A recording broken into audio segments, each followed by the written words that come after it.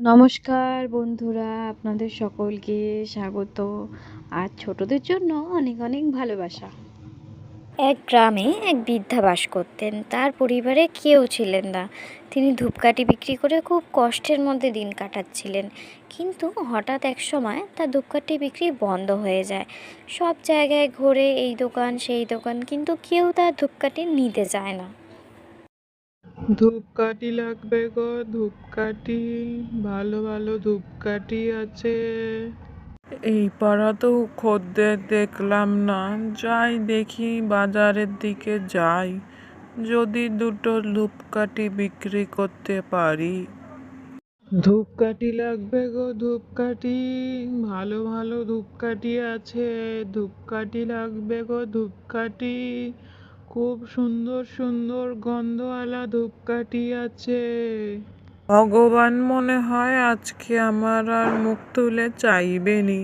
সকাল থেকে ঘুরে ঘুরে পায়ে ব্যথা হয়ে গেল, এখনো একটা ধূপকাঠি বেচতে পারলাম না।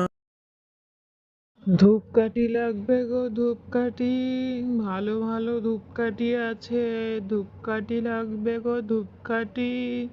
খুব সুন্দর সুন্দর গন্ধওয়ালা ধূপকাঠি আছে। ধূপকাঠি লাগবে গো, ধূপকাঠি। ভালো ভালো ধূপকাঠি আছে।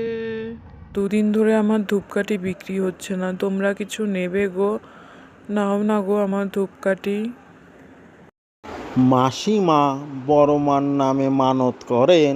আমার কাজের জায়গাও খুব গোল বেঁধেছিল, বড়মার দোয়ায় সব ঠিক হয়ে গেছে। হ্যাঁ বাবা, ঠিকই বলছো, বড় মা নাকি সবার প্রার্থনা শোনে, শুনলাম আমি।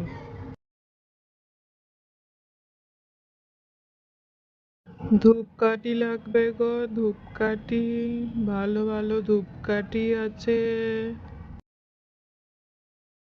ও মাসিমা, কেমন আছো? অনেকদিন পর দেখলাম তোমাকে। এখন কি আসো না এই পাড়ায় ধূপকাঠি দিতে?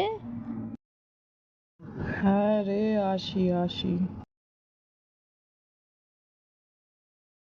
দুদিন ধরে আমার ধূপকাঠি বিক্রি হচ্ছে না, তোমরা কিছু নেবে গো? নাও না গো আমার ধূপকাঠি।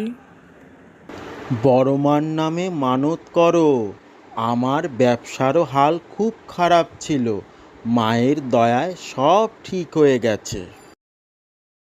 জয় বড়মা, বড়মায়ের জয়। জয় বড়মা, জয় বড়মা, জয় বড়মা।